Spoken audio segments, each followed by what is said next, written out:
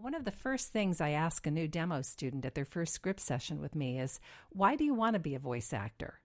Not only is this question a good icebreaker, but it also has great significance and allows me to get to know the person more deeply than any other question. Voice acting is not your typical job.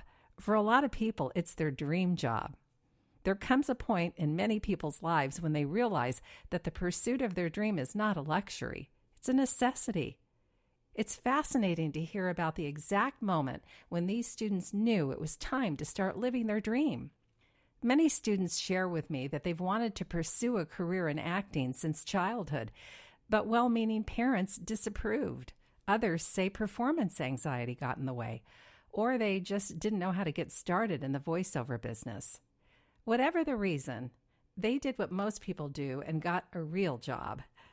But the dream of performing percolated in the back of their mind for years until they finally did something about it. Whether you are drawn to voice acting because you've loved animation since you were a kid, people keep saying you have a great voice, or you love reading stories aloud, it's important to explore the core of why you are drawn to this fascinating profession. Casting director Rissa Brayman-Garcia observes in her Backstage article, Who Are You Anyway?, that many actors put things like marketing and networking ahead of self-exploration. She believes that you have to know what your values are, what you are bringing as an artist to your work, and what sets you on the journey to begin with. Having a keen awareness of your motivations is essential to discovering the uniqueness that only you can bring to your work. Countless acting coaches emphasize the importance of digging deep into each script to uncover your specific point of view. Stella Adler stated in her book, The Art of Acting, that only you can be you.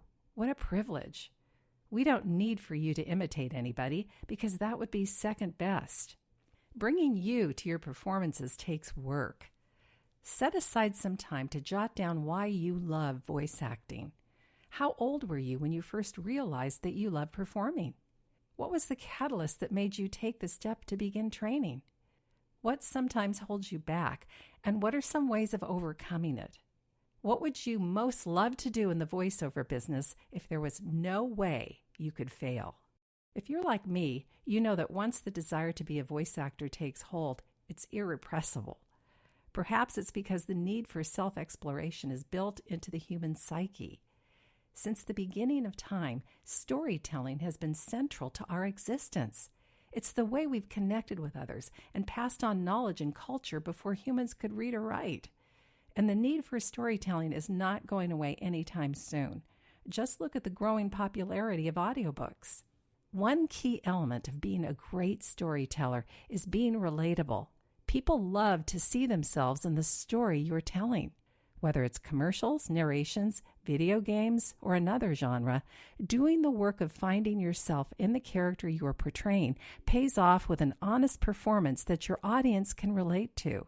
We can't truly bring our authentic self to our voice acting if we haven't asked the probing questions that help us understand ourselves. Set aside some time to do this, and the rest will follow.